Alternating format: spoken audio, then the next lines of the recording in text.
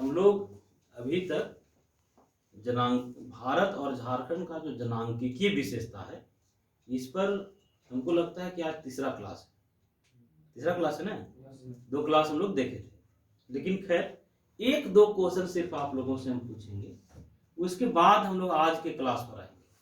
आप लोगों को बताना है कि जनगणना का उल्लेख संविधान के किस आर्टिकल में? 246 सही है, 246 अनुच्छेद। जनगणना किस सूची में है? लेकिन परिवार नियोजन कार्यक्रम और जनसंख्या नियंत्रण किस सूची में? किस सूची में? समवर्ती सूची में है।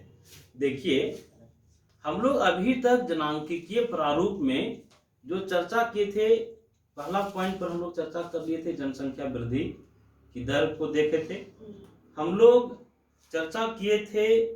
इसके बाद लिंगानुपात पर तो बात नहीं हुई है, नहीं। आज हम लोग लिंगानुपात पर बात करेंगे। जनांकीय विशेषता में सबसे महत्वपूर्ण विशेषता है लिंगानुपात, सेक्स रेशियो। लेकिन इस पर आने के पहले एक बड़ा रोचक सवाल है कि जो 2011 का जो जनगणना हुआ, 2011 की जनगणना में एक राज्य, उसको नहीं चालू करो, उसको बंद कर दो, एक ऐसा राज्य रहा जहां जनसंख्या वृद्धि दर ऋणात्मक थी। ठीक है, एक बार फिर से सुनिए, सवाल क्या था कि 2011 का जो जनगणना है उसमें एक राज्य है जिसका जनसंख्या वृद्धि दर ऋणात्मक था। तो वह राज्य कौन सा है? नागालैंड। सही है, वो राज्य नागालैंड था। नागालैंड में जनसंख्या वृद्धि की दर ऋणात्मक रही। ठीक है, कौन सा राज्य है? नागालैंड। अब हम लोग थोड़ा सा समझ लीजिए लिंगानुपात, इससे बहुत सारा ऑब्जेक्टिव क्वेश्चन बनता है। लेकिन ऑब्जेक्टिव को तो छोड़ दीजिए, अगर किसी भी राज्य को या किसी भी देश को अगर हम लोगों को समझना है, वहां के लोगों के सोचने के तरीके को समझना है कि महिलाओं को लेकर के लोग किस तरह का सोच रखते हैं, तो ये जानने के लिए हम लोगों को जानना होता है लिंगानुपात, सेक्स रेशियो। ठीक है, अगर आप दुनिया के विकसित देशों की बात कीजिएगा तो विकसित देशों में जो लिंगानुपात है वो महिलाओं के पक्ष में है। तो लिंगानुपात निकालते कैसे हैं बताइए? प्रति 1000 पुरुषों में महिलाओं की संख्या जो है, इसको हम लोग लिंगानुपात कहते हैं, सेक्स रेशियो कहते हैं। और जो लिंगानुपात है ये किसी देश के लोगों के मानसिक स्थिति को भी बताता है, वहां भ्रूण हत्या की स्थिति है कि नहीं, लड़कियों को लेकर के भेदभावपूर्ण रवैया लोगों का है या नहीं है, इन सारे चीजों की जानकारी हम लोगों को मिलता है लिंगानुपात से। अगर भारत के लिंगानुपात को आप लोग देखिएगा तो ये वो बड़ा अजीबोगरीब आंकड़ा आता है निकल के।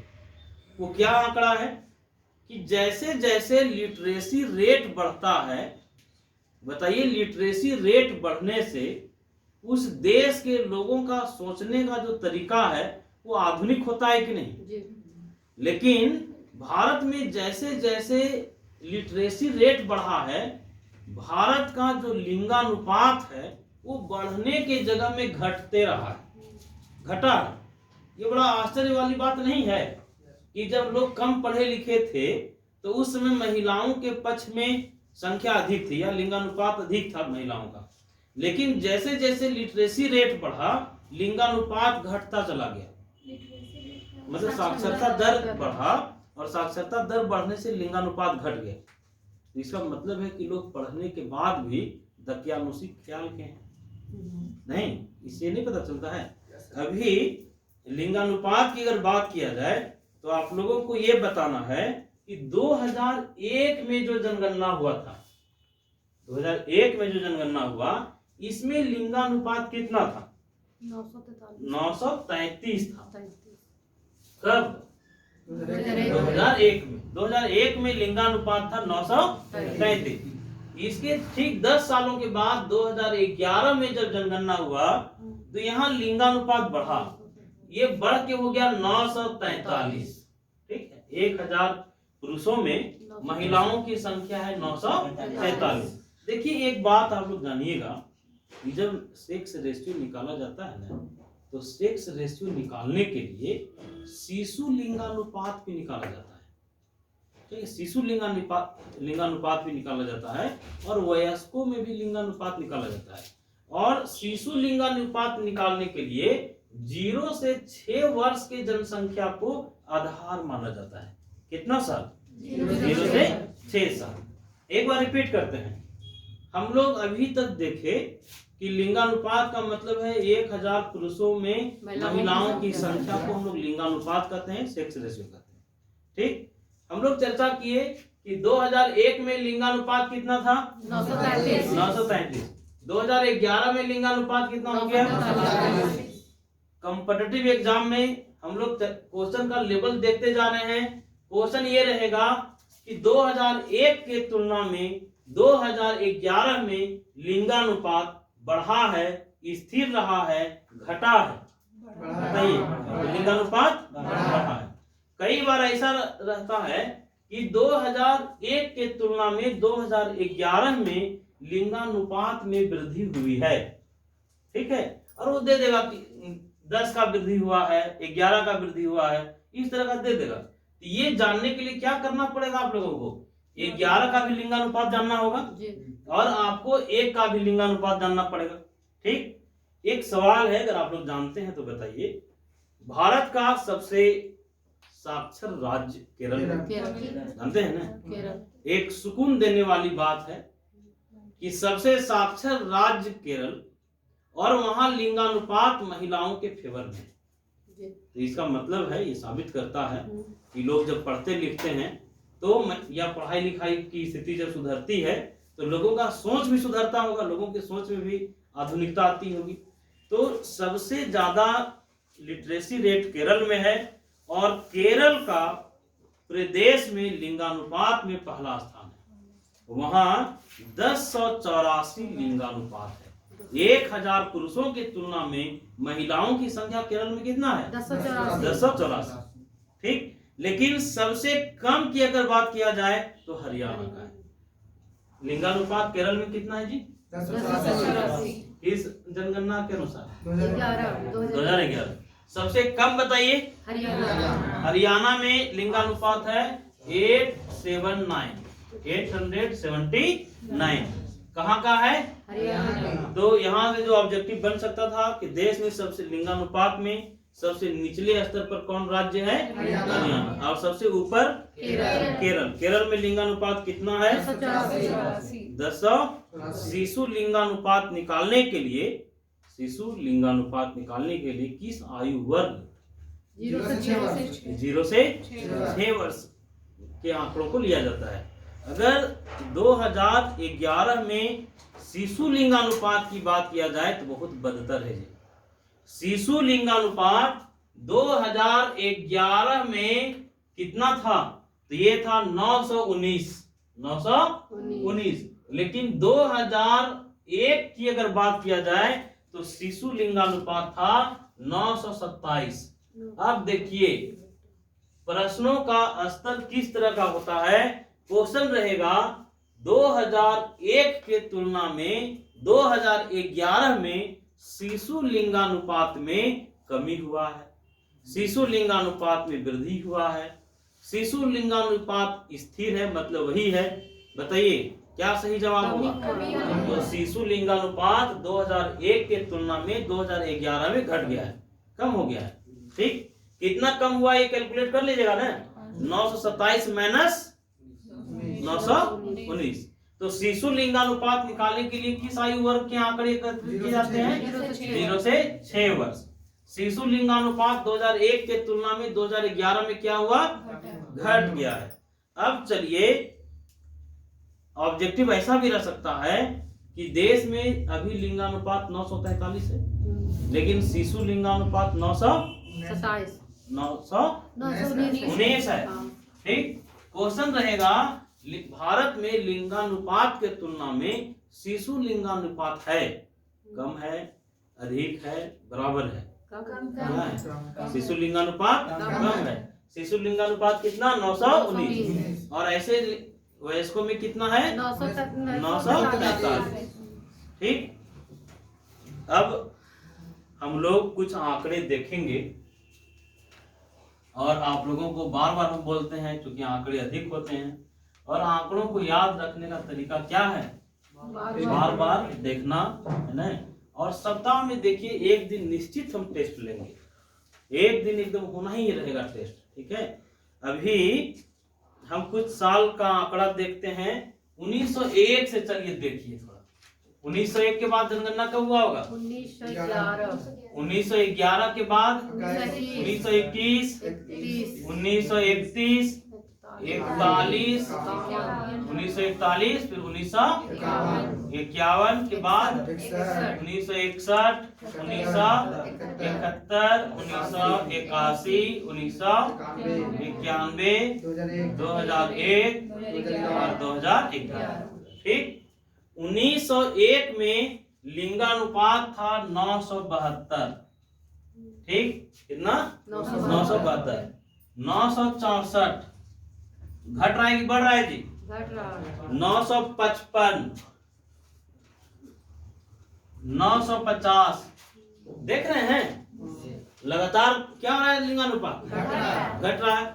950 के बाद 945, फिर यहाँ थोड़ा सा बढ़ा 946।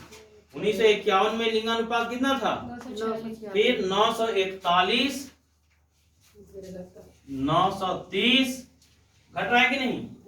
930, 934 थोड़ा सा बढ़ा। ठीक। 934 के बाद 926। अब बताइए 2001 का आंकड़ा आप लोगों को याद है?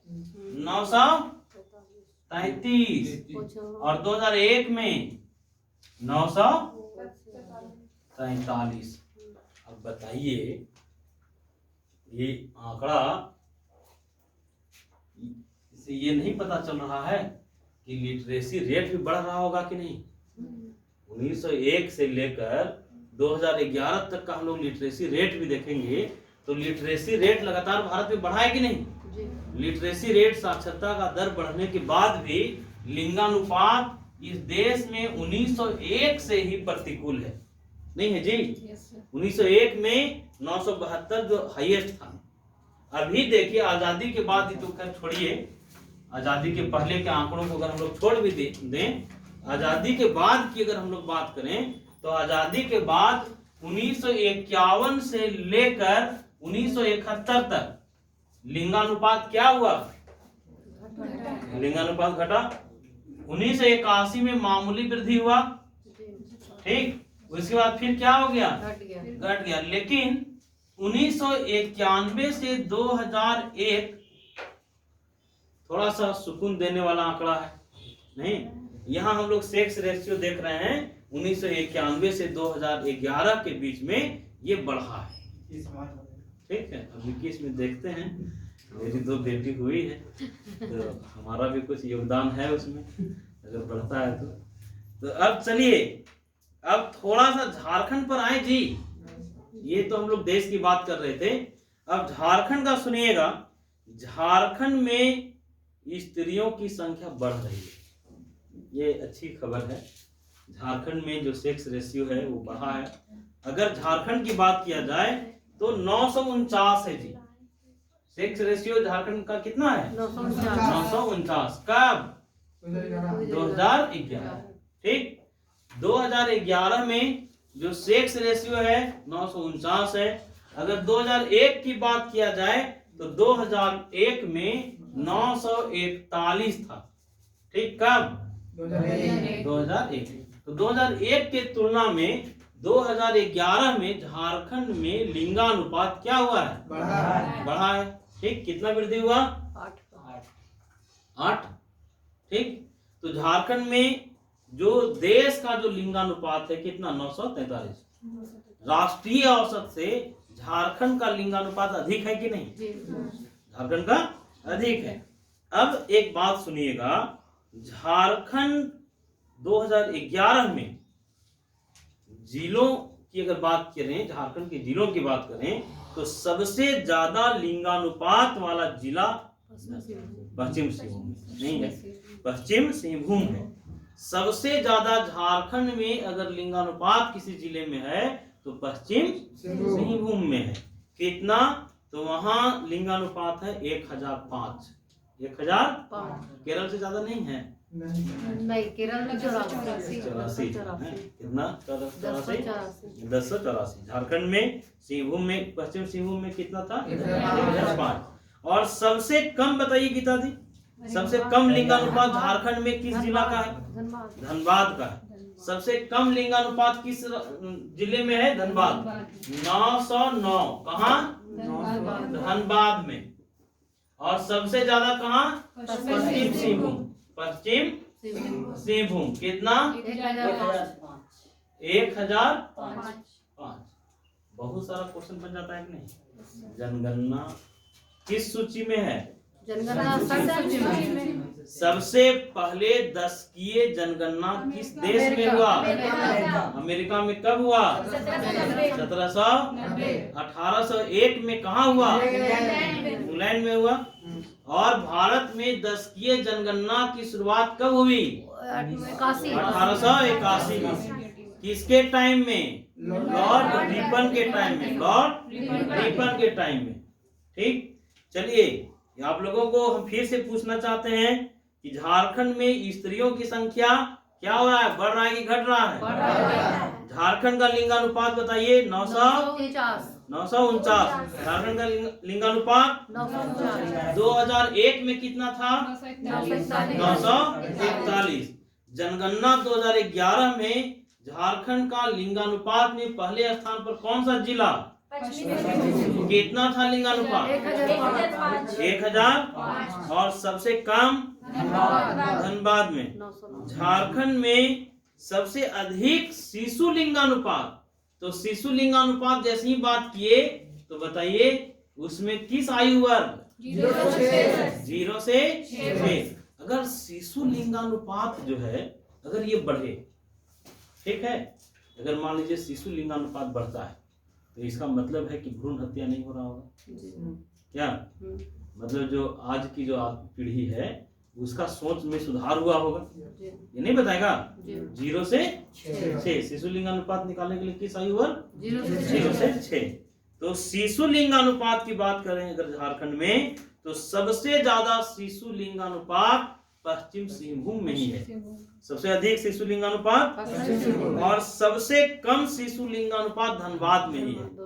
ठीक है, शिशु लिंगानुपात पश्चिम सिंहभूम में कितना है जी? तो 983। पश्चिम सिंहभूम में शिशु लिंगानुपात कितना है? 983। और सबसे कम कहाँ है? धनबाद। कितना? तो शिशु लिंगानुपात है 916। धनबाद में कितना? 916 शिशु लिंगानुपात। सबसे कम कहाँ?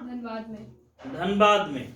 अब देखिए एक क्वेश्चन है, क्वेश्चन लिखने के चक्कर में मत रहिए, हम आप लोगों को नोट्स पीडीएफ फॉर्म में दे देंगे। बताइए लिंगानुपात के दृष्टि से देश में झारखंड का स्थान क्या है? लिंगानुपात के दृष्टिकोण से देश में झारखंड 17वें स्थान पर है। किस स्थान पर है? 17वें। अब देखिए कुछ रोचक बातें।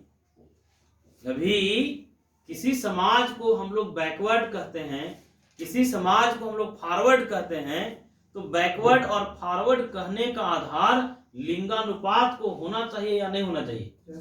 बताइए। किसी राज्य को अगर हम लोग बैकवर्ड या फॉरवर्ड में अगर बांटें तो लिंगानुपात को आधार मान सकते हैं कि नहीं मान सकते हैं?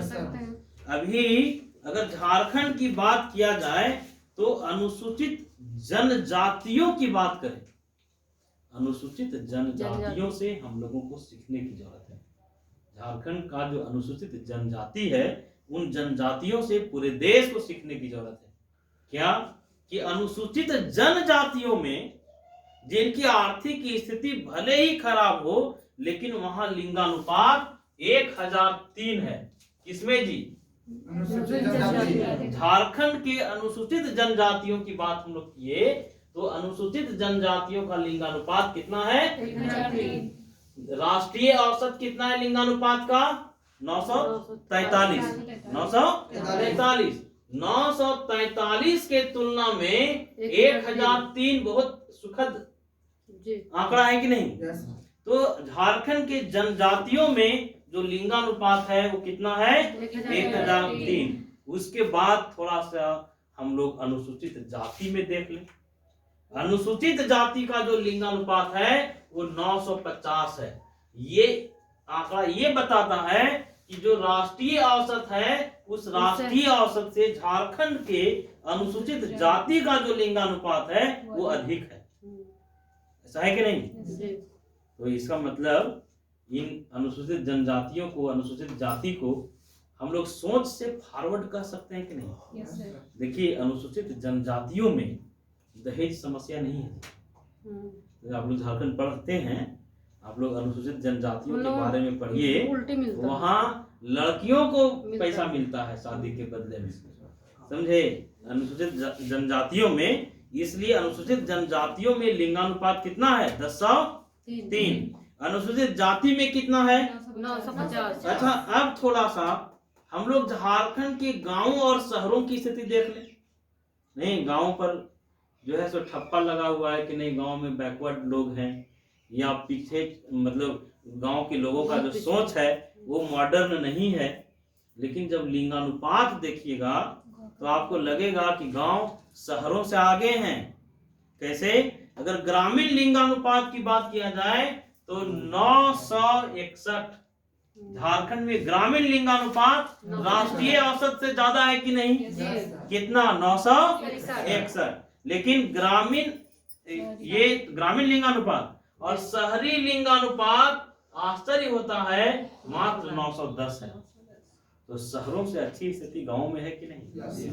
नहीं, गांव में लिंगानुपात कितना है? 961। गांव में कितना है? शहरों में कितना है? 910। क्वेश्चन रहेगा, झारखंड का नगरीय लिंगानुपात ग्रामीण लिंगानुपात के तुलना में है? नहीं, क्वेश्चन ऐसे ही रहता है, अधिक है, कम है, बराबर है, क्या है जी? अधिक है। तो नगरीय लिंगानुपात कम है ग्रामीण लिंगानुपात के तुलना में। ग्रामीण लिंगानुपात कितना है जी? 961। शहरी लिंगानुपात 910। अनुसूचित जनजातियों में 1003। 1003। अनुसूचित जातियों में। 950। अच्छा, एक क्वेश्चन है आप लोगों से कि झारखंड की हम लोग बात किए, लिंगानुपात की दृष्टि से झारखंड कौन सा स्थान रखता है? 17वां स्थान रखता है। अच्छा, थोड़ा सा जब स्थान की बात हो गई तो आप लोग बताइए, दशकीय जनसंख्या वृद्धि दर के दृष्टि से झारखंड कौन सा स्थान रखता है? 10वां। सही जवाब। दशकीय जनसंख्या वृद्धि दर के दृष्टि से देश में झारखंड का स्थान 10वां। अच्छा, बताइए, झारखंड जनसंख्या के दृष्टि से देश में कौन सा स्थान रखता है? कौन सा स्थान? अच्छा, बताइए, लिंगानुपात के दृष्टि से झारखंड का स्थान देश में 17वां। ग्रामीण लिंगानुपात कितना? 950। शहरी लिंगानुपात कितना? अनुसूचित जाति में कितना? 950। अनुसूचित जनजाति में कितना? 1003। अब हम लोग जब इतनी चीजें देख लिए तो थोड़ा सा हम लोगों को देख लेना चाहिए, क्या शिशु लिंगानुपात झारखंड का नहीं? शिशु लिंगानुपात की दृष्टि से हम लोग राष्ट्रीय औसत से ऊपर है। राष्ट्रीय औसत क्या जी? शिशु लिंगानुपात का राष्ट्रीय 919 में था जी जी 919। राष्ट्रीय औसत कितना था? 919। 919 शिशु लिंगानुपात है भारत का।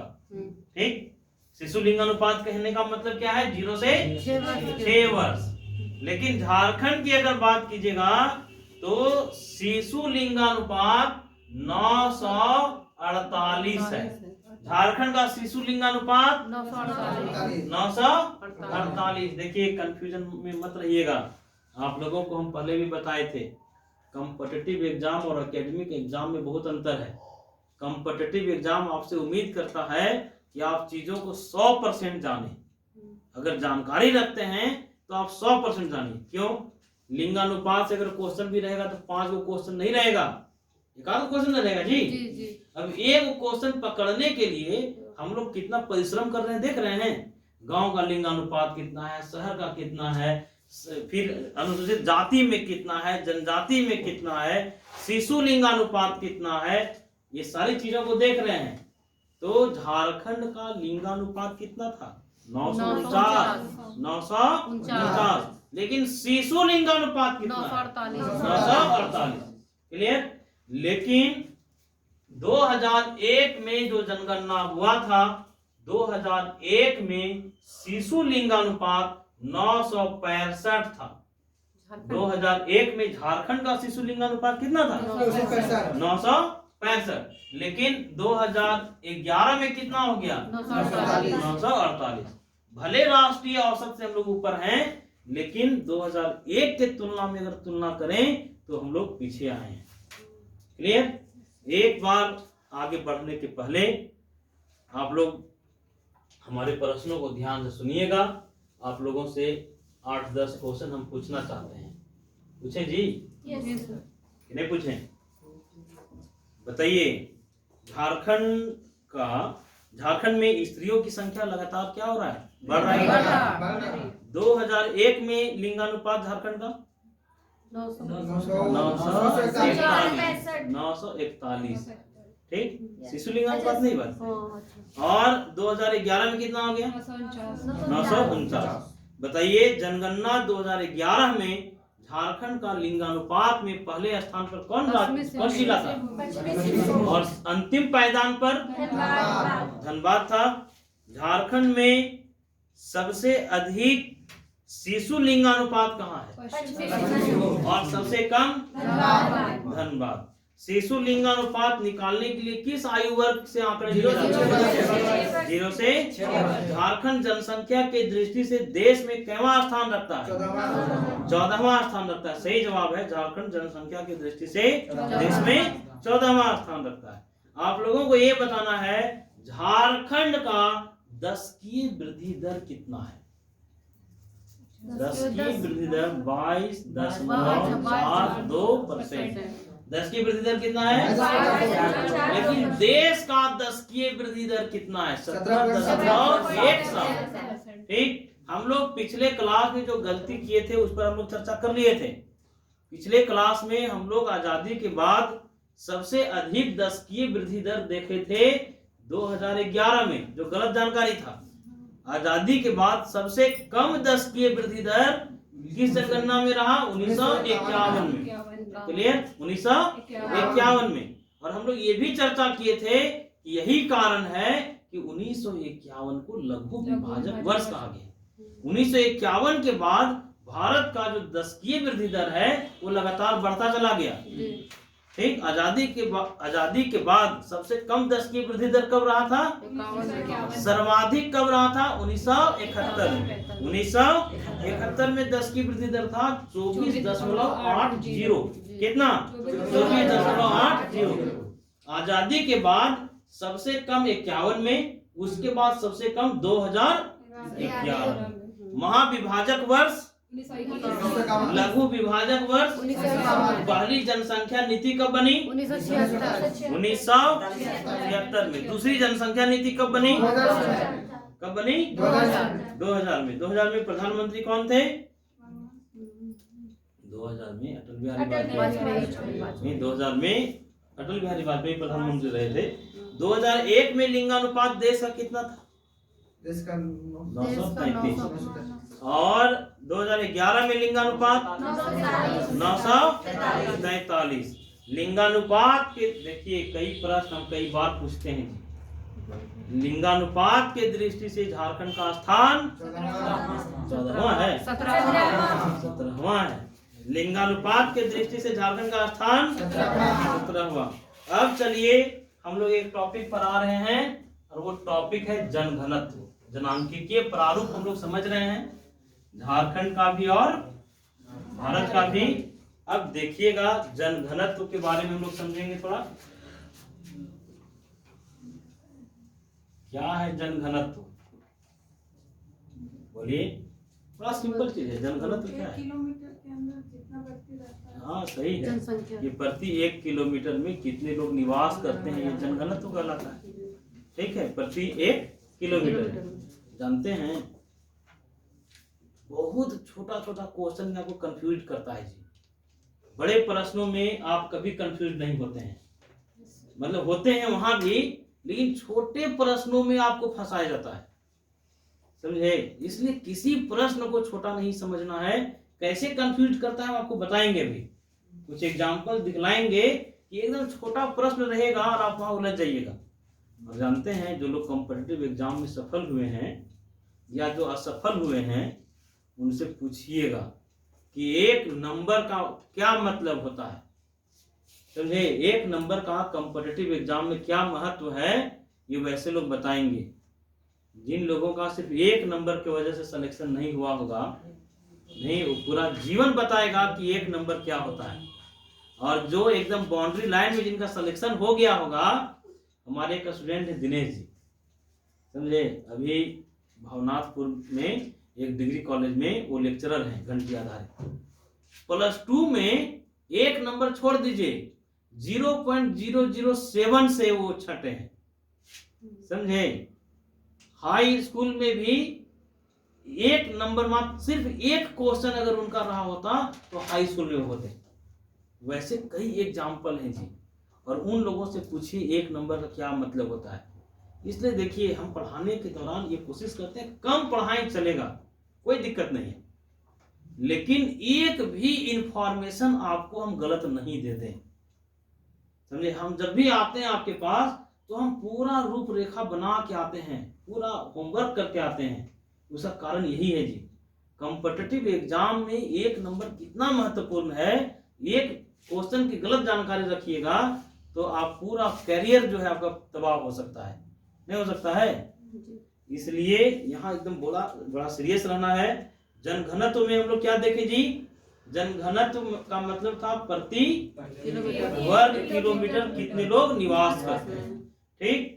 2011 के जनगणना में आइए, 2011 आप लोग लकी भी हैं एक मामले में कि अभी 2021 का जनगणना का अंतिम आंकड़ा अगर आ गया होता तब फिर तो आप लोगों को पढ़ना पड़ जाता। अभी तक 2021 का जनगणना शुरू नहीं हुआ है, इसलिए कई अनगिनत आंकड़े आप लोग नहीं से बच गए नहीं। लेकिन अभी देखिए झारखंड का बजट आया है, वो भी सैकड़ों ऑब्जेक्टिव तैयार कर दिया और रहना ही है 2020 बजट से। जो भी करेंट बजट आया झारखंड का, देश का बजट आया है, इससे क्वेश्चन रहना ही रहना है, समझे। इसके बाद हम बजट पर डिस्कस करेंगे, जनांकीय विशेषता मेरा जब हो जाएगा तो झारखंड का इस बार का जो बजट है उस पर हम चर्चा कर लेंगे आप लोगों से, क्योंकि उससे क्वेश्चन रहेगा, ठीक है। चलिए, जनघनत्व का मतलब देख लिए। 2011 में जनघनत्व कितना था बताइए। तो 2011 में जनघनत्व था 382 व्यक्ति प्रति वर्ग किलोमीटर, व्यक्ति प्रति, इसको देखिएगा, लिखने कारण है 382 व्यक्ति प्रति वर्ग किलोमीटर, ठीक है। इस बार 2016 में झारखंड में एग्जाम हुआ था हाई स्कूल में, हम भी एग्जाम लिखे थे, हमसे एक बड़ा मिस्टेक हुआ था। दो क्वेश्चन था 2011 में भारत का जनघनत्व है 382 व्यक्ति प्रति वर्ग किलोमीटर। ऑप्शन था 382 व्यक्ति प्रति वर्ग मीटर, ठीक है। और भी बहुत सारा ऑप्शन था, हम जैसे ही देखें 382 ये ऑप्शन ए था, हमको लगा सही है, समझे। इसको हम एकदम मार्क दिए कि यही होगा 382 व्यक्ति प्रति वर्ग मीटर, ठीक है। हम बड़ा विश्वास था कि सही हो गया होगा। जब बारीकी से क्वेश्चन देखे तो लगा कि अरे वो बेवकूफ बनाना चाह रहा था, हम बन गए, समझे। तो एग्जाम में कई सरल क्वेश्चन होते हैं जी, यहाँ कहीं कंफ्यूज होने का जगह था क्या? ये सिंपल क्वेश्चन में गलती होना चाहिए था, लेकिन इस सिंपल क्वेश्चन बहुत बार जो है तो सिंपल क्वेश्चन को जटिल बना देता है। क्योंकि एग्जाम में आप एक मनोवैज्ञानिक दबाव में रहते हैं कि नहीं। एग्जाम जब आप लोग दीजिएगा, और जानते हैं मनोवैज्ञानिक दबाव कब बढ़ता है, जब आपकी तैयारी अच्छी है, समझे। प्रेशर तब ज्यादा बढ़ जाता है जब किसी परीक्षा से आप बहुत उम्मीद कर रहे हैं ना, आप पूरा सिलेबस पढ़ के गए हुए हैं, अच्छी तैयारी करके गए हुए हैं, तो समझिए कि एक मनोवैज्ञानिक प्रेशर और बढ़ जाता है, समझे। और वहां खुद को संतुलित रखना, हर प्रश्न को बहुत बारीकी से समझना, ये बहुत जरूरी चीज होता है। तो चलिए हम लोग देख लिए 2011 में जनघनत्व कितना था, 382 व्यक्ति प्रति वर्ग किलोमीटर, मीटर नहीं, प्रति वर्ग किलोमीटर। लेकिन 2001 में जनघनत्व कितना था, 2001 में जो जनघनत्व है वो मात्र था 925 व्यक्ति प्रति वर्ग किलोमीटर। 2001 में जनघनत्व कितना था, 2001 में 925 व्यक्ति प्रति वर्ग किलोमीटर। बताइए 2001 के तुलना में 2011 में जनघनत्व क्या हुआ है, जनघनत्व घटा है। अच्छा, एक सवाल यह है कि 2011 में जो जनगणना हुआ, उस जनगणना में सबसे ज्यादा जनघनत्व वाला राज्य कौन है, बिहार है। सबसे ज्यादा जनघनत्व कहाँ था, बिहार में। बिहार का जनघनत्व था 1106 व्यक्ति प्रति वर्ग किलोमीटर। कब, 2011 में। कितना, 1106 व्यक्ति प्रति वर्ग किलोमीटर। कहाँ, बिहार। लेकिन 2001 में सर्वाधिक जनघनत्व था पश्चिम बंगाल में। सर्वाधिक जनघनत्व कहाँ था, पश्चिम बंगाल में। कब, 2001 में। 11 में सर्वाधिक जनघनत्व बिहार। एक क्वेश्चन ध्यान से सुनिएगा, प्रश्न है, बड़ा इजी प्रश्न है। सभी राज्यों एवं केंद्र शासित प्रदेशों को अगर मिला दिया जाए तो सबसे ज्यादा जनघनत्व कहाँ था, तो दिल्ली में था।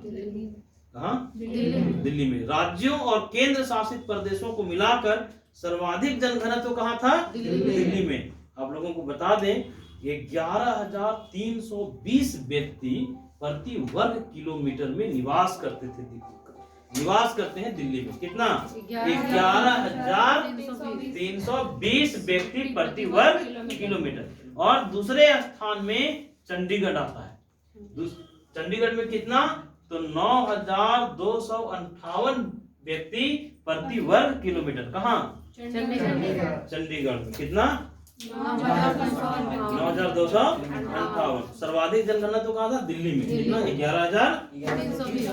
11,320। अब देखिए, जब हम लोग बात कर लिए सर्वाधिक जनघनत्व की, तो न्यूनतम जनघनत्व भी तो जानना होगा। या तो सबसे पीछे रहने वाला या सबसे आगे रहने वाला, चर्चा यही दो लोगों का होता है। तो सबसे पीछे जनघनत्व में अरुणाचल प्रदेश। अरुणाचल प्रदेश में 17 व्यक्ति प्रति वर्ग किलोमीटर रहते हैं। पहली जनसंख्या नीति कब बनी थी, 1976। संविधान का सबसे बड़ा संविधान संशोधन कब हुआ था, 42वां संविधान संशोधन 1976 में। शिक्षा को समवर्ती सूची में लाया गया था कब, दूसरी जनसंख्या नीति कब बनी थी, एपीसी का स्थापना कब हुआ था, 1965। कंफर्म। अच्छा ठीक है, एपीसी का फुल फॉर्म बता दीजिए। एपीसी का नाम कब बदला गया था, 1985 में। सीएसीपी इसका नाम हो गया था कब, अच्छा बताइए जी, मुद्रा का अवमूल्यन सबसे पहली बार कब, 1949 में। दूसरी बार मुद्रा का अवमूल्यन कब हुआ, 1956 में। और तीसरी बार मुद्रा का अवमूल्यन कब हुआ, 91 में।